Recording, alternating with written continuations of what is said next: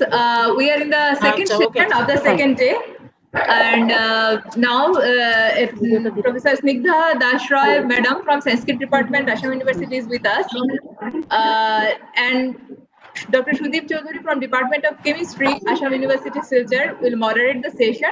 I hand over the session to Sudeep. I request him to conduct the session. Thank you all. Thank you so much.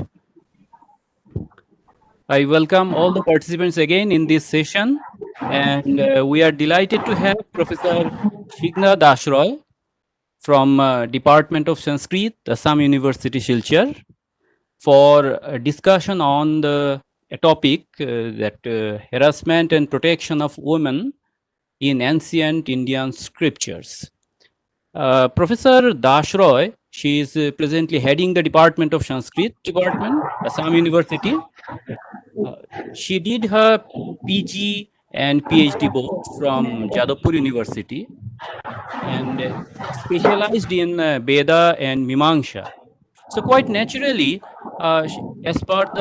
she is specialized in that particular segment. She has a profound knowledge in the chronological discourse on both the status and challenges faced by the women in different time period, right from the very ancient time to the modern era.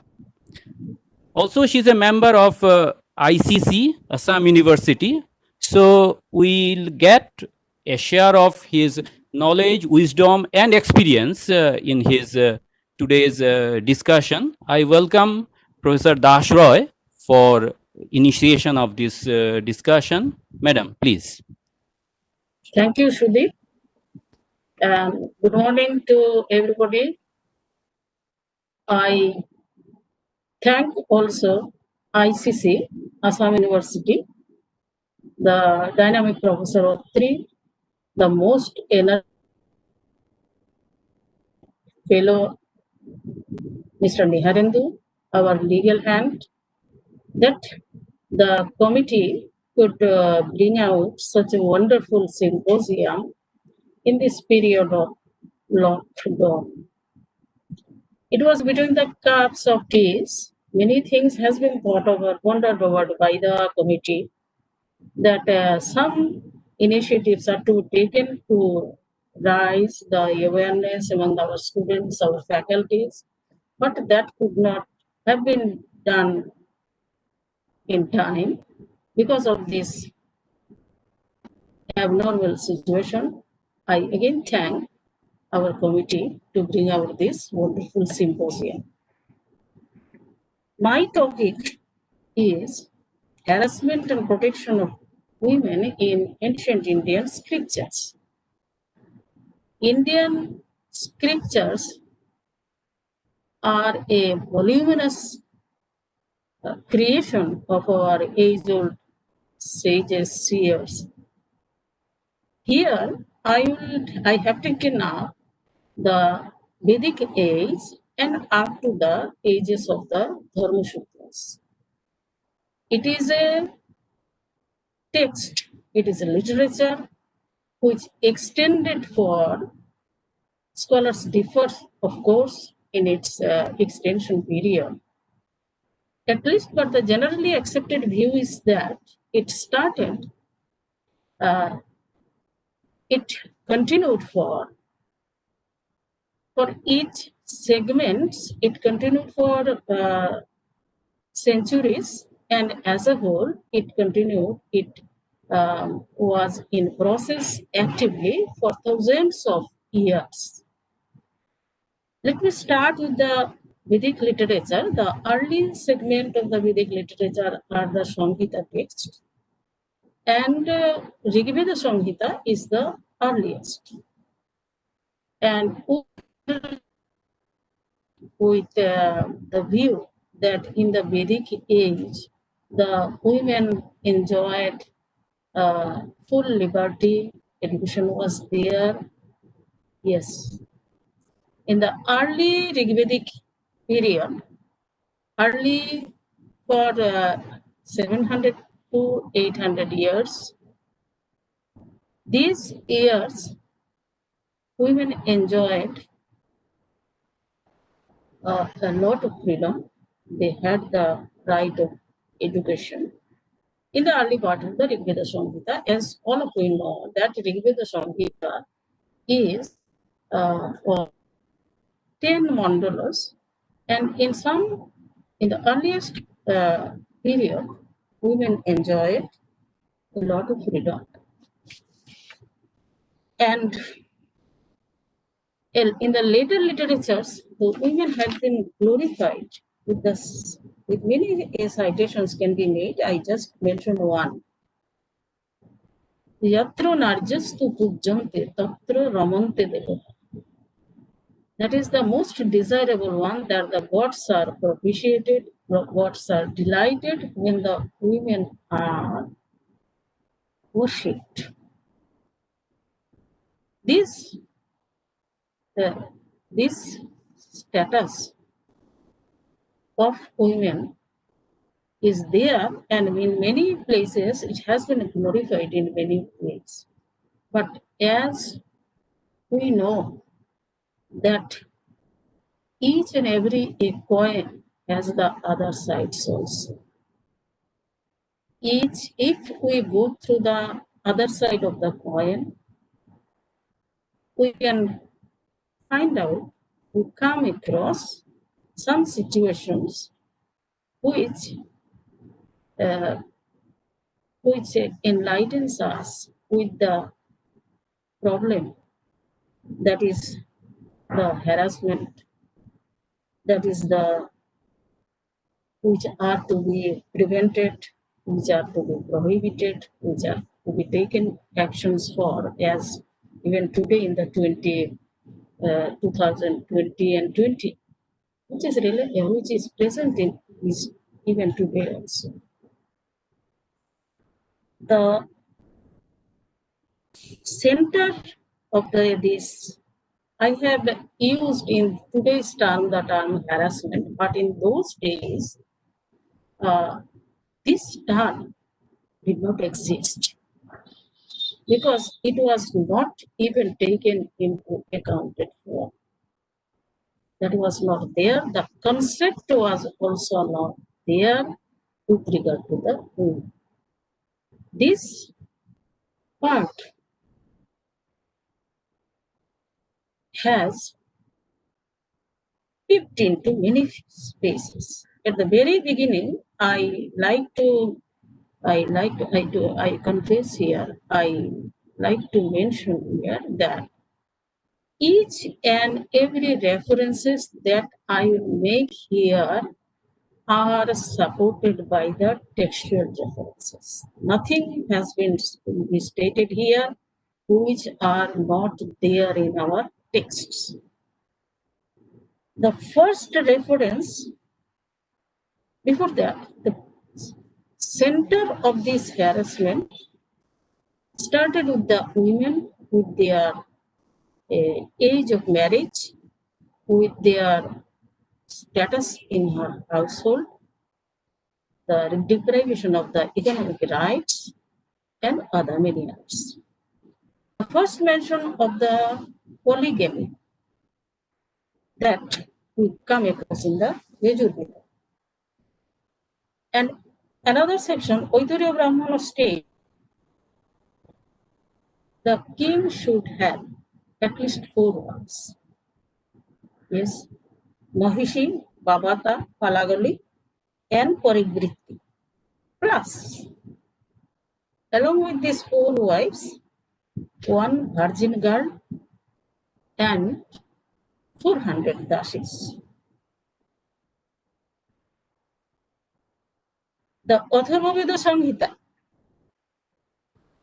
mentions in a place that the bride, the daughter-in-law, flew away from her father-in-law, just like the witches flew away from at the rise of the sun. So this is a reference, but there must have been these types of things where a daughter-in-law has to save herself, flying away from her further. And in the why these things happen? Because in the early Vedic age, the women were in a position, they were free to roam, they were free to take part in the debates, they were free to teach students, they were free to take up teaching as their professions. But how this stage, after 700 or 800 years, the picture just went away to the other side. Here some historical culture, historical economy, and to some extent political reasons are responsible for this. That is, by this time, the Aryans, the nomadic group, they discovered the use of iron, started plow, superfluous cultivation was made, they got a good amount of wealth at their disposal. And by this time, the trades with Middle East, Greece, Rome, and many others started, and the people were in a position, they possessed in a good state of having wealth. Then came the thought of, in the mindset, the question of inheritance. When the question came in terms of inheritance, there began the thing to keep the wealth in the same family. Women were bordered within the household deities.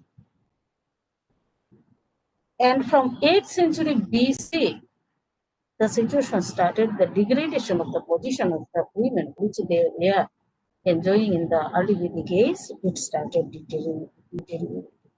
What type of situation was there in the early Vedic age? Because the girl had the right of Brahmacharya also, because Brahmacharya Kannanam Jivam Avindate. After the completion of the Brahmacharya stage, the girls were given to they acquired the eligibility to get married. And we get the reference of number of scholars who worked in the Vedic field, and Sarvanukrumani mentions as good as 20 scholars who were directly active in the academic part of the Aryan society. And all of us, we have heard about the Gargi and then Maitri. And Maitri was asked an immortal question. That means want to get the knowledge par excellence. And there the reply of Jagbhavati to her, Gargi stopped asking questions.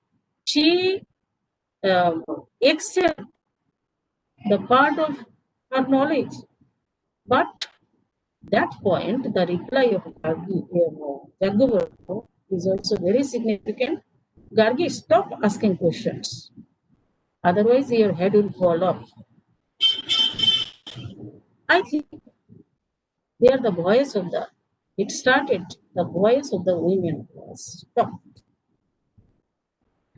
Down to the 3rd century, the concept came. It is through the stages of degradation of the women, it started from the 3rd century. It is also BC, not after that. There the scriptures mentioned that the daughter is the source of all troubles, and the sons are the wealth, the light in the heaven. Kripamang ho duhita, Duhita is Kripana. Jyotir hi param putra paramebhyala. The sun is the light of that. Sun is the heavenly light.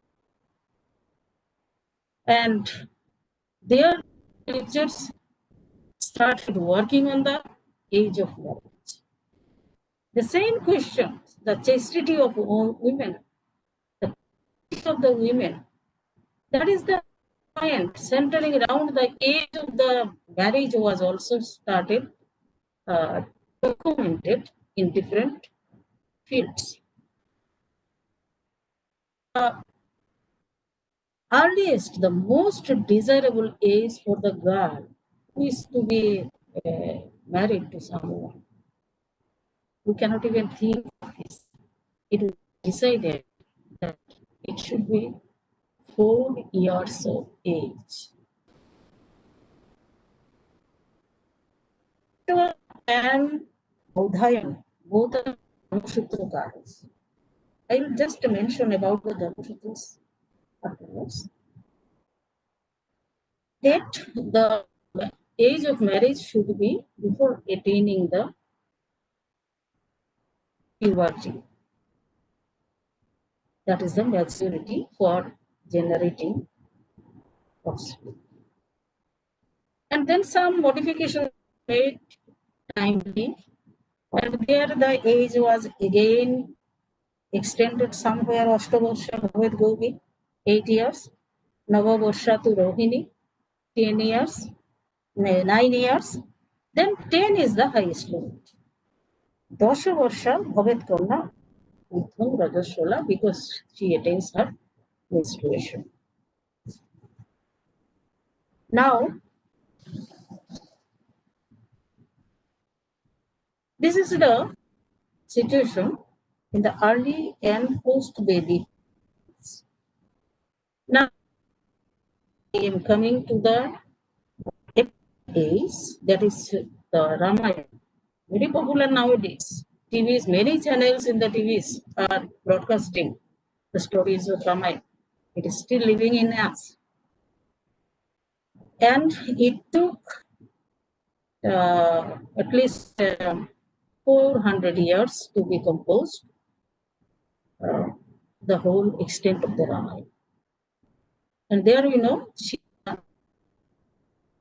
by this time, after the stages of Vedic literature, post-Vedic literature is over, the accepted norm for the women became, Sita states, Patirhi Paramagati. That is the soul abode for a woman. Patirhi Paramagati.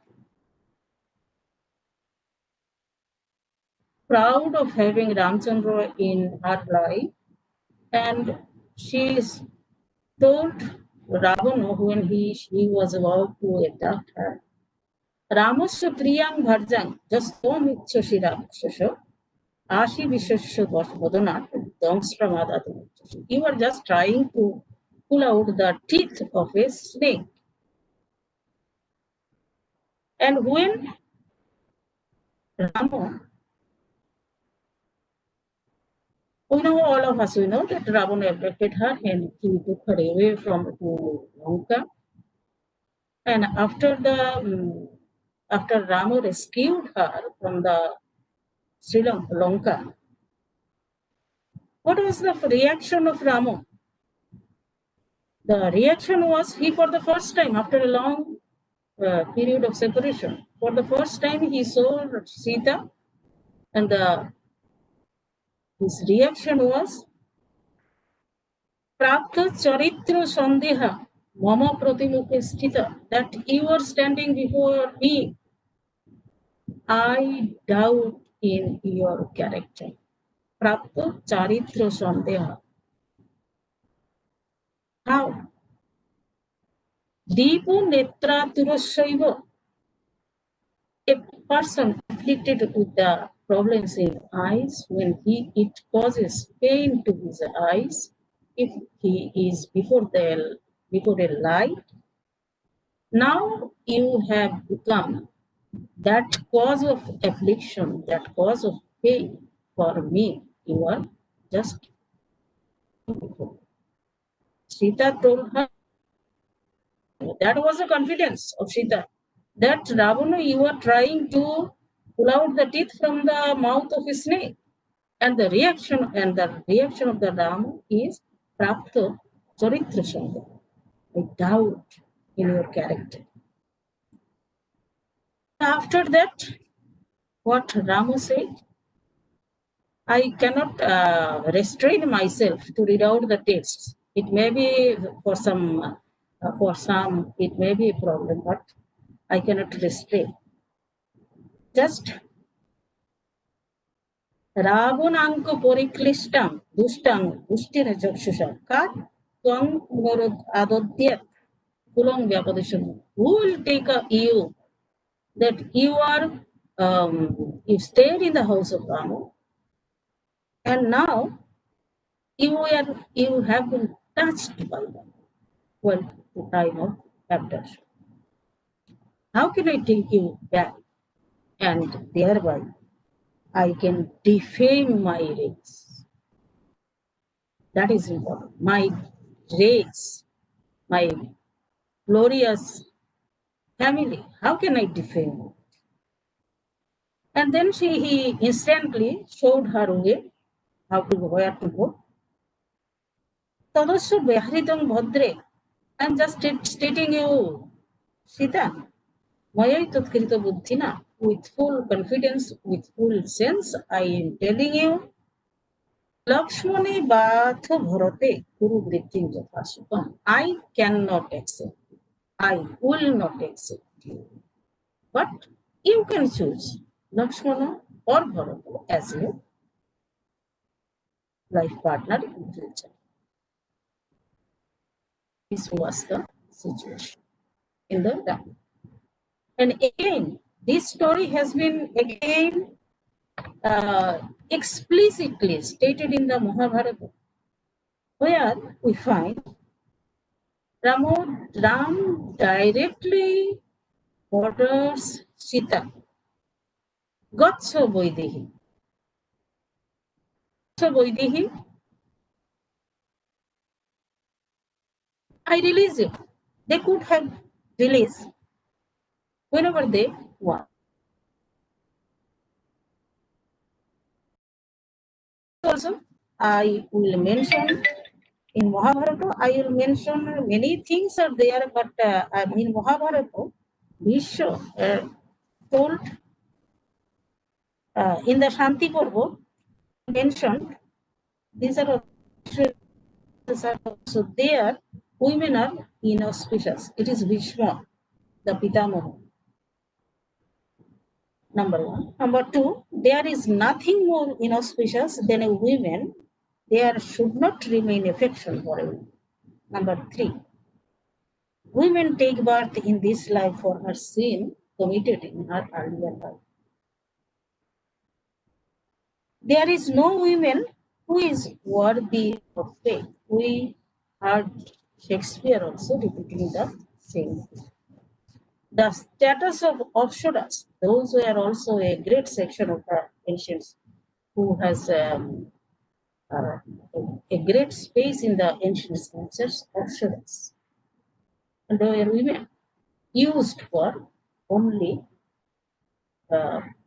patriarchal, used for only for making some other ones way to break the austerity of NSAs and all these things. They were depicted with all signs of enjoyment and decorated enormous.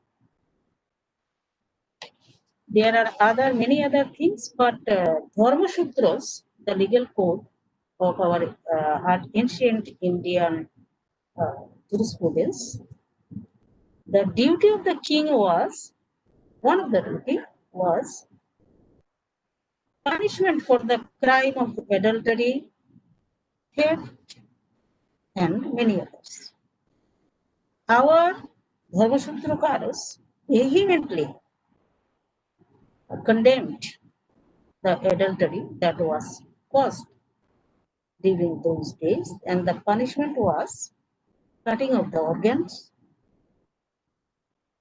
burning himself, entering into hollow metal column, and make fire on both sides.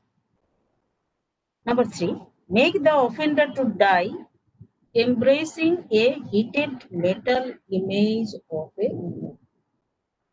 And then banishment, then property was seized, and throwing the body of the offender by wrapping the grass into fire.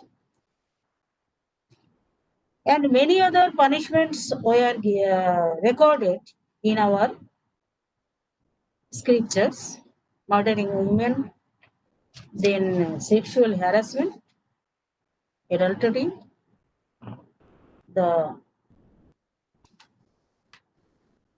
dowry system.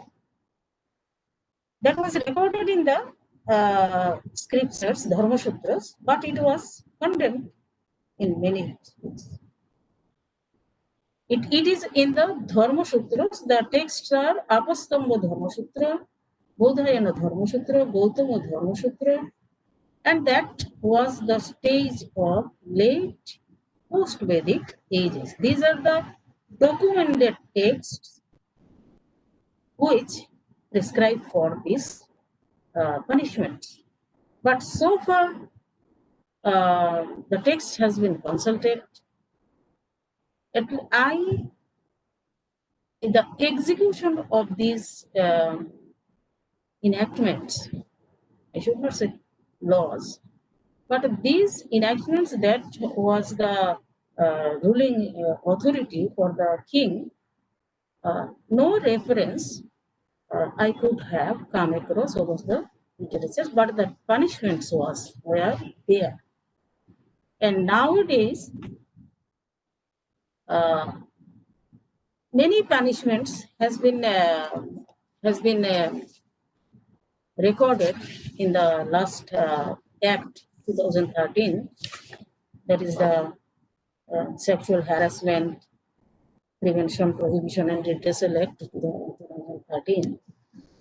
Many punishments were given there, and these are executed also. But the punishments that are recorded in our scriptures, we can also go through it. The state machinery, the government machinery can go through it, and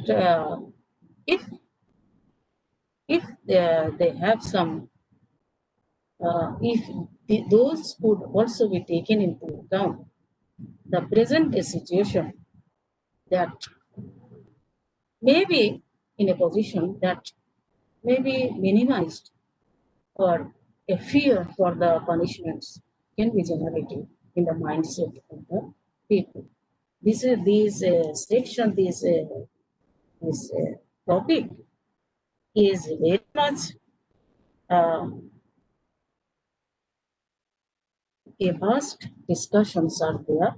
We could only make a few references. We could mention only 110, not 110, maybe 110, or maybe like this, that we just in a pinpointing way, I mentioned the things that what the other side of the coin. Earlier I told that the other side of the coin is also is to be looked into.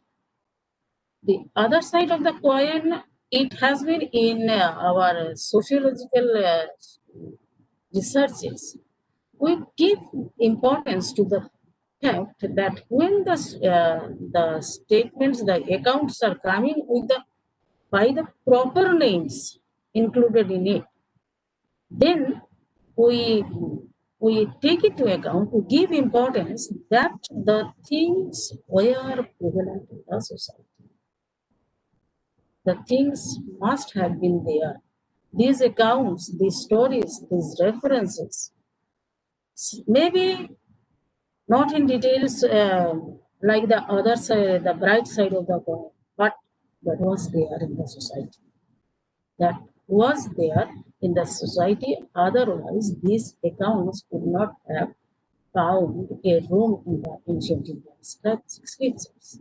And this has influenced the mindset of the people even today. Yes, we remember a very age-old politician leader from UP who stated, "Bachcha se galti ho jati hai. How can commit?" This is the mindset which influenced. And one thing I want to mention here that was very much prevalent in those in our ancient scriptures, that the Brahmin community got some relaxation. There were variations in the punishments which were for the Brahmins and which were for others, particularly for students. So this type of statements coming up these days, the mindset has been prepared for at least 2,000 years that we are the sovereigns. Even from those days, the girls, the women in India, I think sometimes that we are the second class citizen in India. The second class citizen, there are two divisions, one class one and the others are second class. Even today, Rama gave away Sita, Gotcha Vaidehi. He addressing the Sita as Vaidehi, as Maithili. She is from a royal family, and a member from royal family is discarded with the single word, Gotcha. You go. And if the status of royal family girls is like this, what was that for the girls which are from common people, which are from common race or common section? So these are some observations I place before you. And again, I offer my thanks everybody for giving me the scope to say a few words. Thank you. Thank you very much. Thank you so much, madam, for a thorough discussion on a very prevalent topic associated with the theme of the today's program. And it is indeed true that if we see our old literature, if we see the Devi Shukta of Rig Veda, or even if we go to the various Upanishads, Hindu Upanishads, or Purana, especially if we see Devi Upanishad or Devi Bhagavata Purana, in all the cases we see that in ancient time the women were celebrated as the most powerful and probably the source of matter, rather means as if that is the source of creation of the essence of the universe, all matters, all consciousness, everything. Now suddenly there was a change in the mindset, change in the society probably, and uh, something has happened. Even if, as you have mentioned, the case of Ramayana, if we see the first part of Ramayana, there was quite a great respect for the women. Even if we see that when the Rama went to exile from his Ajodha, that was due to Kaikeyi. And Kaikeyi played a very powerful role, being a woman, in the exile of Ram. Again, at the later part of that, we see that the Rama is telling something to Sita, which is quite controversial. If we see in the Ramayana itself, there are many controversial components. So, will you please throw a light on that? That what actually it was tried to convey to the society with these various messages? Actually, at the very beginning, I mentioned that I am just going to throw some light on the other side of the coin. It is the other side, and women has been glorified, but this glorification process in the Vedas, I would like to point out because this is my favorite, my joy, my specialization. In the Vedas, the Vedic text, you know very well that there were many sacrifices performed by the Aryan people, the Indian people. And in that also, it is said that women are equally they are given the honor, and she took part in the sacrifice. But physically, if you go through it, there is two places where one is Patni Sangjaja, where the wife is there, and in other that she is to sit to complete to make whole the male member, and there are the women are glorified in many places, but take for the example Ashwamedha sacrifice that has been performed by Rama. Yes, what happened there? That he made one gold image of Sita, and that was placed in Absolutely. And that really, again, glorifies the view that how you put it. Yes. I will just complete with one sentence. See, if the women is to take the part actively in a sacrifice, what a gold image will do or perform the sacrifice. That was a token, that was a symbol that he is Sapotniko. That was a qualification for women, for men. He is Sapotniko. That qualification was required. But actual execution of the rights in the sacrifices, that is the steering force of the society. The sacrifice was there. It is, we cannot judge it in today's context, that though in those days sacrifice was an institution that ruled the society, that created the economic policies, that created the political policies. And there also we have heard about many sacrifices where the debates continued for months, for years together, Janaka Sabha.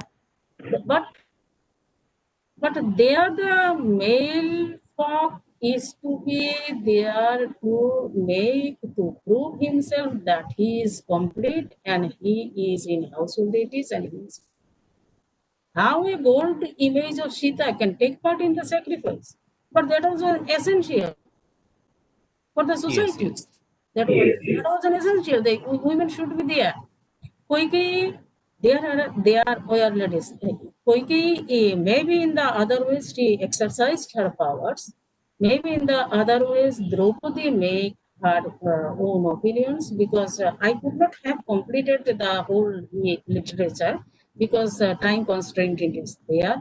Yes, some only one reference in the Indian scriptures, that is Draupadi, who had access to the economic conditions of the five partners. The only reference who had some economic conditions. Have you ever heard there? Because we are going through the other side of the coin, because these days we have many peripheries. We have many. We are conscious of our manifold activities that cannot be compared to those days, because they were denied of every human rights. It is not denied even. Yes. It was True. not. Definitely. It was not questioned that they are being denied. Not that the system was like this. That this is this is this is this. It was accepted in that way. This is this. So only the reference of Draupadi we get here, that she had some knowledge, she had some access to the other conditions of life, what we call nowadays as economy. Then political exercise, political excellence was also exercised in the Mahabharata. But what about other? No, not at all. here in the Mahabharata itself, one story states that a daughter, Jajati, he gave her daughter to Galava because he used to collect some fields for his preceptor. And she lent her daughter, Jajati's daughter, to 3 kings for 1 year each consecutively. And the kings gave him money, and she came out with that money and returned the daughter to the king Jajati. That girl is named as Madhavi. Madhavi was returned to her father, and the Rishi Kumar, he took the money, took the money, and he went away. So these things are also there recorded in the Mahabharata. I don't say that it was all bad, but these things are also there. It is not that we cannot designate it as I have from modern today's views.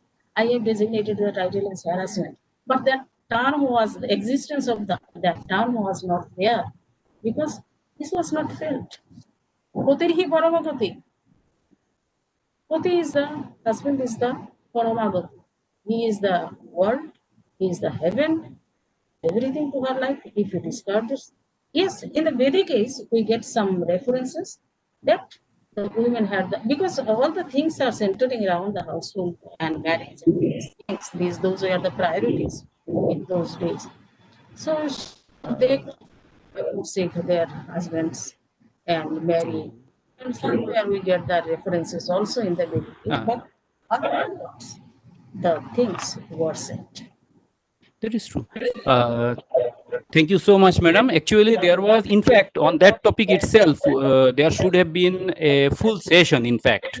But as we are running quite short of time, and many of the queries and discussion we could not take up in this session, maybe we'll have the opportunity to see you in our other endeavors, and we'll have a better discussion about it. We can Till have then, yeah. Thank you so much, madam, for being with us for this session. Thanks a lot. Thank you.